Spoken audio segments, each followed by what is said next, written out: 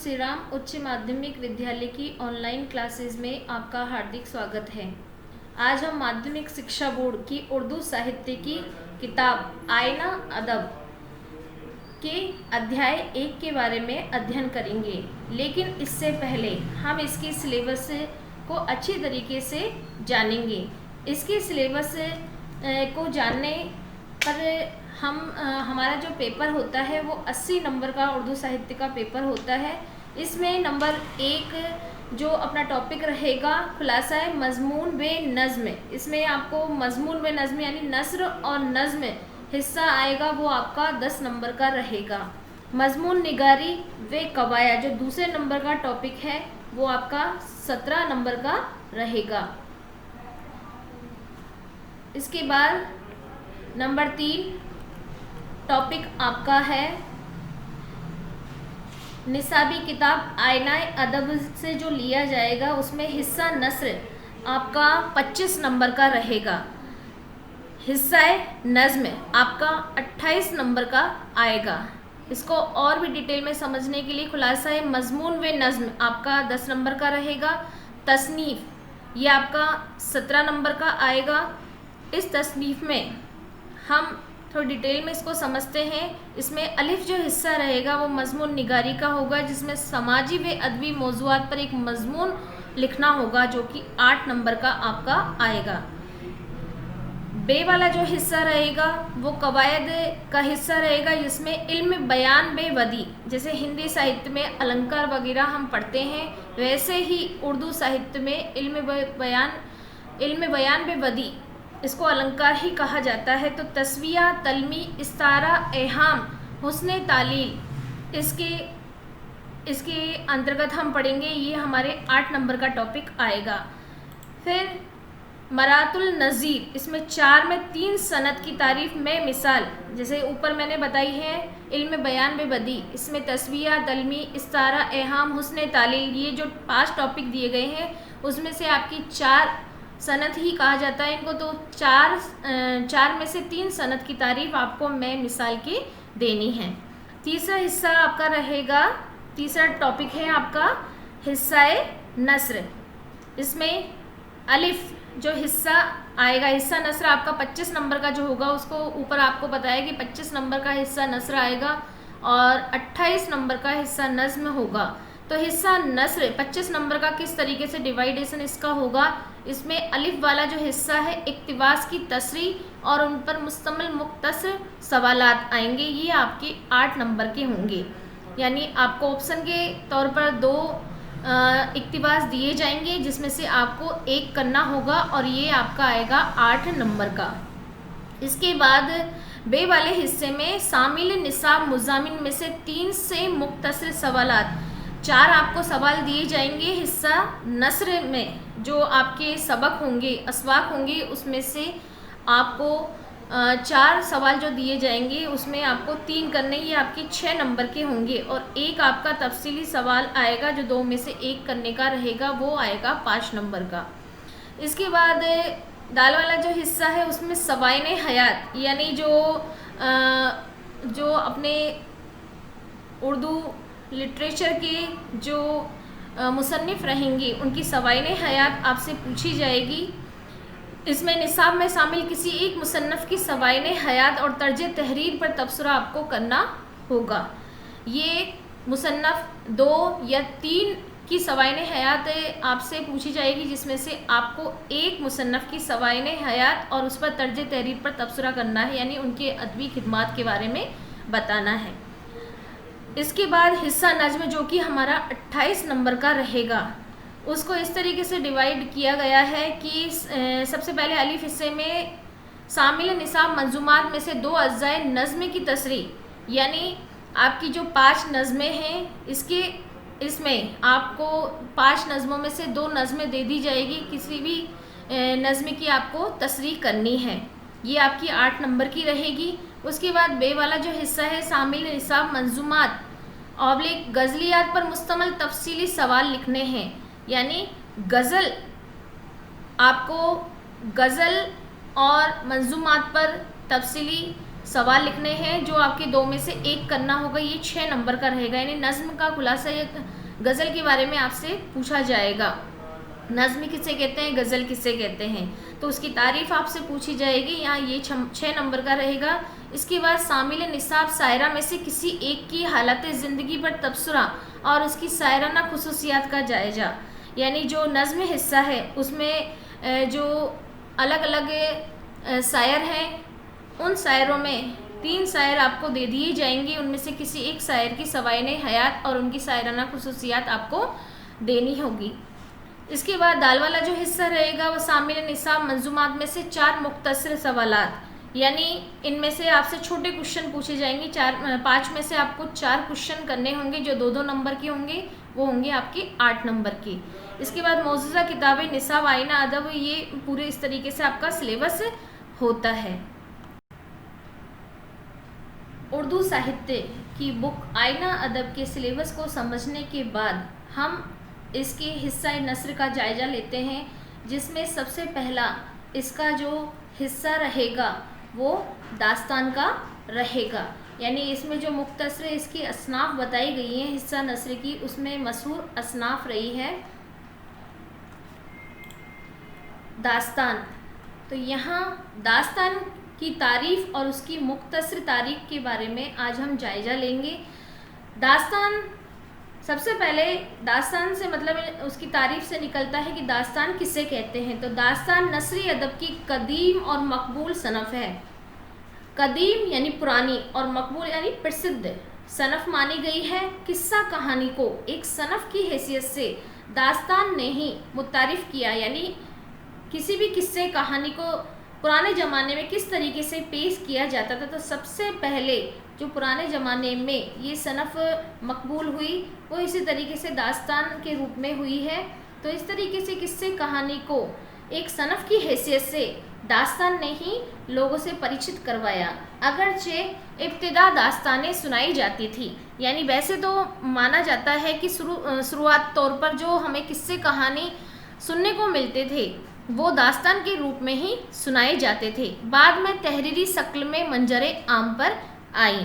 फितरत इंसानी है कि यानी इंसान की फितरत होती है कि किस्सा कहानी कहना और सुनना उसका महबूब मशगला रहा है। महबूब मशगला यानी प्रमुख जो प्यारा काम रहा है। दास्तान उस वक्त वजूद में आई जब लोगों के पास फुर्सत और फरागत थी, यानी पुराने ज़माने में इस तरीके जो आज के ज़माने की बात की जाए तो जिस तरीके से लोगों को फुर्सत नहीं है आपस में बात करने के लिए, आपस में वक्त गुजारने के लिए, लेकिन पहले इस तरीके से लोगों के पास काफ़ी फुर्सत हुआ करती थी, इसलिए दास्तानें वक्त गुजारी का जरिया हुआ करती थी। क्योंकि उस वक्त टेक्नोलॉजी नहीं थी तो दास्तानें उस वक्त गुजारी का यानी वक्त गुजारने का एक जरिया हुआ करती थी। लोग शाम होने पर एक जगह इकट्ठा हो जाया करते थे और वहाँ पर वो एक किस्से कहानी को दास्तान के रूप में सुना करते थे। दास्तान एक तवील और मसलसल किस्से को कहते हैं। तवील का मतलब होता है लंबा और मसलसल यानी निरंतर चलने वाला। तो दास्तान की तारीफ़ में सबसे पहले ये आता है कि दास्तान किसे कहते हैं। तो दास्तान एक तवील और मसलसल यानी एक लंबे और निरंतर चलने वाले किस्से को कहते हैं, जिसकी बुनियाद हकीकत पर नहीं होती। हकीकत पर नहीं होती क्योंकि हकीकी ज़िंदगी से जुड़ी हुई नहीं होती है, बल्कि फर्जी व ख्याली चीज़ें और माफिकुल फितरत उनासिर पर होती है। तो फर्जी व ख्याली चीज़ें यानी सपनों की दुनिया और माफिकुल फितरत उनासिर यानी जादुई चीज़ों पर टिकी होती है इसकी बुनियाद, जिसका मकसद तफरी तभी और तफक्कुरात से छुटकारा हासिल करना होता है। यानी लोगों में जो बोरियत होती थी पुराने ज़माने में, उस पुराने ज़माने में बोरियत को दूर करने के लिए ये एक अच्छा साधन थी। जब इंसानी शऊर तरक्की याफ्ता ना था, इंसानी शऊर यानी इंसानी समझ जब पूरी तरीके से तरक्की की और आगे नहीं बढ़ रही थी, बहुत कम तरक्की थी। आज के युग में इतनी टेक्नोलॉजी बढ़ चुकी है कि तरह तरह की सुविधाएं हमें देखने को मिलती हैं, लेकिन उस ज़माने में इंसानी समझ इतनी नहीं थी कि इतनी हमने प्रगति नहीं की थी। तो उस वक्त ये दास्तानें इंसान की आरजुएं, उमंगों और जज्बात की तस्कीन करती थी। यानी इंसान जो सपनों की दुनिया में सोचता था, जो सपनों की दुनिया में देखता था, वो दास्तान के रूप में उसको पाता था। तो वो चीज़ें जो उसे हकीकी ज़िंदगी से हासिल नहीं होती थी वो उसे ख्वाबों की दुनिया में हासिल करने की कोशिश करता था। दास्तान के फ़न पर नज़र डालें, यानी दास्तान क्या है, एक कला है, एक सनफ़ है, तो उसके फ़न पर अगर नज़र डालें तो प्लाट, किरदार, मुकालमा, माफ़ुकुल फ़ितरत उनासिर, तख़ील व मुबालगा और अंजाम ये दास्तान के लाजमी अज्जा हैं। अज्जा का मतलब प्रमुख अंग हैं जिसके बगैर दास्तान मुकम्मल नहीं होती। यानी कोई भी किस्सा कहानी होते हैं उसके प्रमुख एक तरीके से प्रमुख स्टेप होते हैं, उसके अंग होते हैं जिसके बिना वो किस्सा कहानी पूरा नहीं होता है। तो दास्तान के फ़न पर अगर हम नज़र डालते हैं तो इसके प्रमुख हिस्से होते हैं। वो हिस्सों में सबसे पहले जो हिस्सा होता है वो प्लाट होता है, उसके बाद किरदार, मुकालमा, माफ़ुकुल फ़ितरत उनासिर, तख़ील व मुबालगा और अंजाम पे दास्तान। अंजाम ये दास्तान के लाजमी अज्जा है जिसके बगैर हम दास्तान नहीं कह सकते। तो दास्तान की जो अज्जा तरकीबी बताए गए हैं वो मंदरजा झेल हैं, यानी नीचे दिए गए हैं। तो उसमें सबसे पहले जो अज्जा तरकीबी में सबसे पहले जो जजा बताई गई है वो प्लाट है। तो प्लाट कहते किसे हैं? प्लाट वाक़ियात की तरतीब व तंजीम को कहते हैं, यानी किसी किस्से या कहानी को तरतीब के साथ पेश करना ही प्लाट कहलाता है। इसका मतलब ये है कि कोई किस्सा या कहानी हम जो कह रहे हैं उसकी एक तरतीब होनी चाहिए, एक लय होना चाहिए, यानी पहले क्या हुआ था उसके बाद स्टेप बाय स्टेप उस कहानी को आगे बढ़ाया जाता है। तो प्लाट उसी को कहते हैं। प्लाट किसी किस्से कहानी को एक तरतीब के साथ पेश करने को कहा जाता है, जो दास्तानों में अक्सर मफकूद होती है। दास्तानों में अक्सर मफकूद होती है यानी कि हमेशा ज़रूरी नहीं है कि हर दास्तान में वो किसी प्लाट या किसी किस्से या कहानी को बिल्कुल तरतीब के साथ पेश किया जाए, क्योंकि कब कहाँ इसमें से कोई दूसरा किस्सा निकल आए कहा नहीं जा सकता। दास्तानों के प्लॉट अमूमन मरबूत व मसलसल नहीं होते हैं। मरबूत का मतलब मजबूत और मसलसल यानी निरंतर चलने वाले। तो दास्तान के जो प्लाट होते हैं यानी किस्से कहानी को तरतीब के साथ जो पेश किया जाता है वो ज़रूरी नहीं है कि निरंतर चलने वाले हो या मजबूत हो। एक किस्से में दूसरा किस्सा पेवस्त होता है। जैसे आपने अलिफ लैला की कहानी देखी होगी, उसमें कब एक किस्से से दूसरे किस्से को जोड़ दिया जाए पता ही नहीं चलता। तो ये मसलसल और मरबूत नहीं होते हैं। मरकजी किस्से में ज़मीनी किस्से जोड़ दिए जाते हैं। मरकजी यानी ख्याली किस्सों में जो ज़मीनी जो वास्तविक किस्से होते हैं उनको जोड़ दिए जाते हैं, यानी एक किस्से में दूसरी कहानी को जोड़ दिया जाता है जो उसकी तवालत में इजाफा करता है, यानी उस किस्से और कहानी को और भी ज़्यादा लंबा कर देता है। दिलचस्पी उसका बुनियादी उन्सर है। तो यहाँ पर ये बताया गया है कि प्लाट में ये ज़रूरी होना चाहिए दास्तान के अंदर कि उसकी दिलचस्पी बरकरार रहे, यानी जो कारी सुनने वाला जो होता है वो उसमें दिलचस्पी ले। बिना दिलचस्पी के दास्तान नहीं कही जाएगी। तो इसकी दिलचस्पी इसका बुनियादी उन्सर माना जाता है। दास्तान ज़्यादातर इश्किया मौज़ूआत पर लिखी जाती थी, यानी इश्क और मोहब्बत के किस्सों के ऊपर दास्तान लिखी जाती रही थी। इसके बाद इसका दूसरा अज्जा तरकीबी में किरदार को पेश किया गया है। तो किरदार क्या है?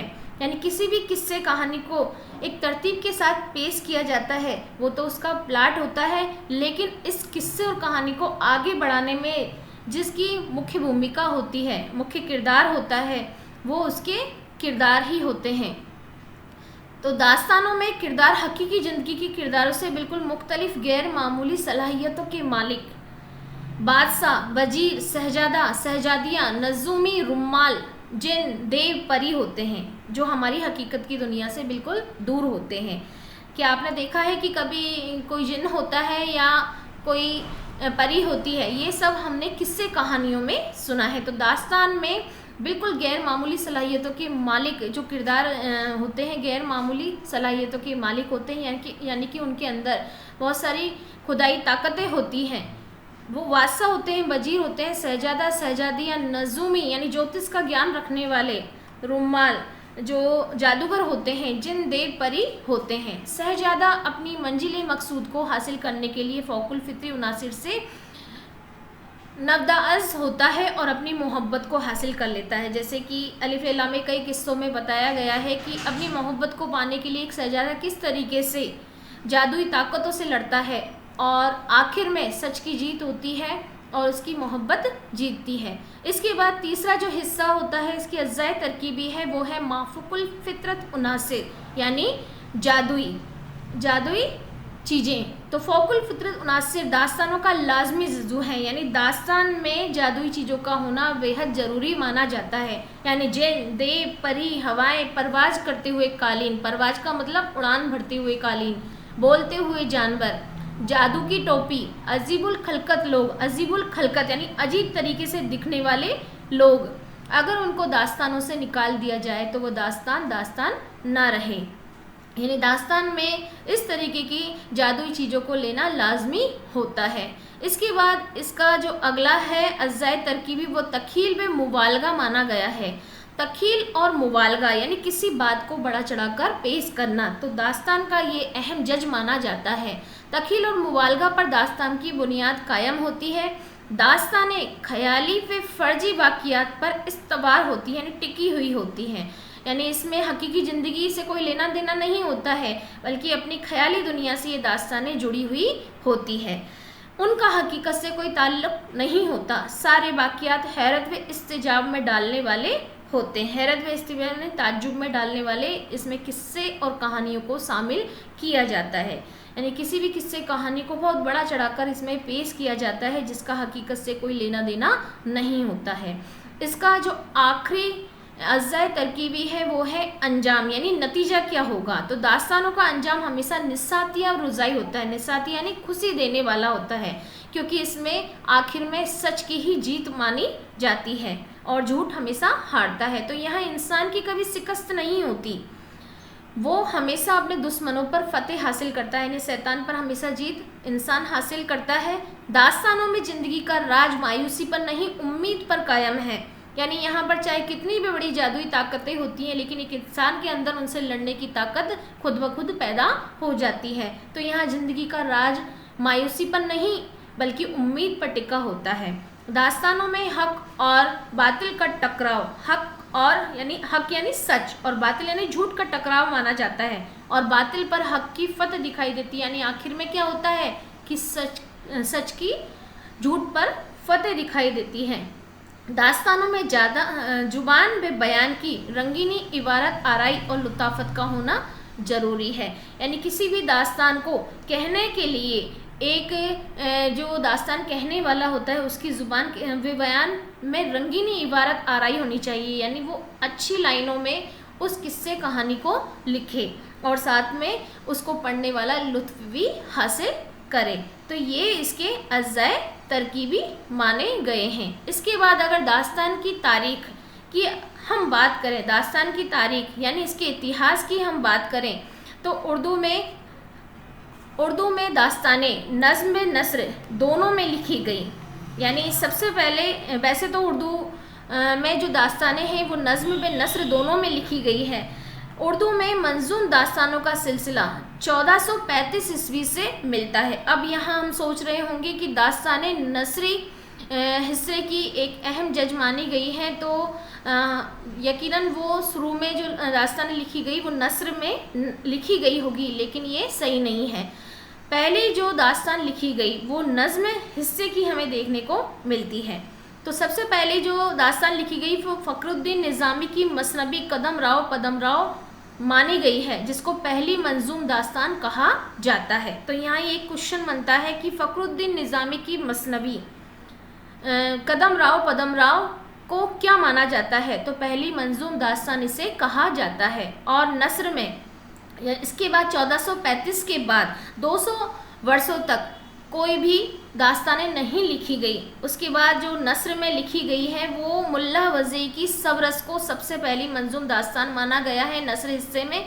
तो नस्र में मुल्ला वज़ई की सबरस को जो 1635 में लिखी गई उर्दू नस्र की पहली दास्तान कहा जाता है। अब दोनों में ये आप अंतर समझो कि पहली अगर पूछा जाता है आपसे कि नज़्म हिस्से में सबसे पहली मंजूम दास्तान कौन सी है, तो वो फ़खरुद्दीन निज़ामी की कदम राव है। जबकि नस्र में जो पहली मंजूम दास्तान लिखी गई है वो 1635 ईस्वी में लिखी गई है, मुल्ला वज़ई की सबरस। ये क्वेश्चन आपके कई कंपटीशन में भी पूछे जाते हैं और यहाँ भी ये मोस्टली ही हैं।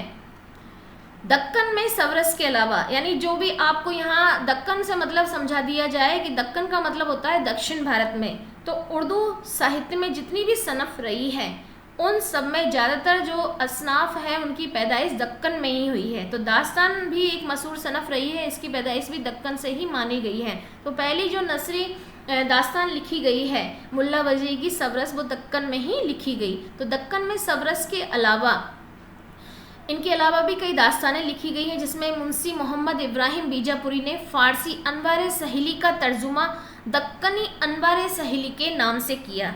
इसमें इन किताबों का नाम याद रखना ज़रूरी है कि मुंशी मोहम्मद इब्राहिम बीजापुरी ने किसका तर्जुमा दक्कनी अनवार सहेली के नाम से किया, तो वो है फ़ारसी किस्से अनवार सहेली का तर्जुमा उन्होंने अनवार सहेली के नाम से किया। फिर इसके बाद दूसरे जो मुसन्नफ़ रहे हैं शमसुद्दीन अहमद, उन्होंने अलिफ लैला का पहला उर्दू तर्जुमा हिकायतुल जुलैला के नाम से किया। ये अलिफ लैला वही है जो आप सीरियल में देखते रहे हो।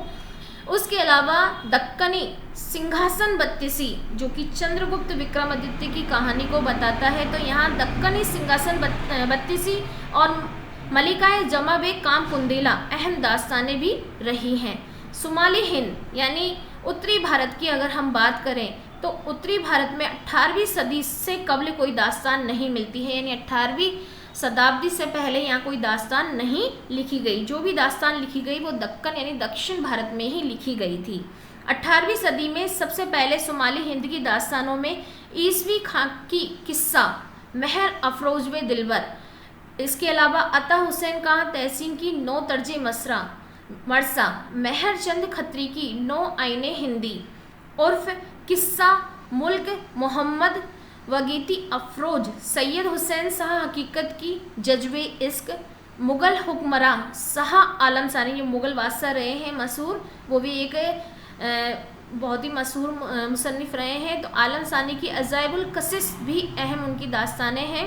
उर्दू दास्तान को फ़रोग़ देने में, यानी एक तरीके से उर्दू दास्तान को आगे बढ़ाने में फोर्ट विलियम कॉलेज का भी एक अहम हाथ रहा है। तो उसमें जो भी किताबें लिखी गई दास्तान, उसमें दास्तान के लिए जो फ़रोग़ देने में महत्वपूर्ण भूमिका निभाई है उसको फरामोश नहीं कर सकते, हम छुपा नहीं सकते हैं। इनमें मीर अम्मन की बागो बहार सबसे प्रसिद्ध किताब रही है, सबसे मकबूल किताब रही है। मीर अम्मन की बागो बहार के अलावा यहाँ हैदर बख्श हैदरी की आराई से महफिल और तोता कहानी भी मशहूर रही हैं। इसके बाद शेर अली अफसोस की बागे उर्दू, मिर्ज़ा अली लुत्फ़ की तज़किरा गुलशन हिंद, बहादुर अली हुसैनी की नस्र बेनज़ीर, इखलाक़ी हिंदी, मुज़हर अली वला की माधवल और काम कुंदेला, हफ्ते गुलशन, मिर्ज़ा कासिम अली जवा की शकुंतला, यहाँ शकुंतला कालिदास के शकुंतलाई नाटक से लिया गई है किताब, ये उसका तर्जुमा किया गया है।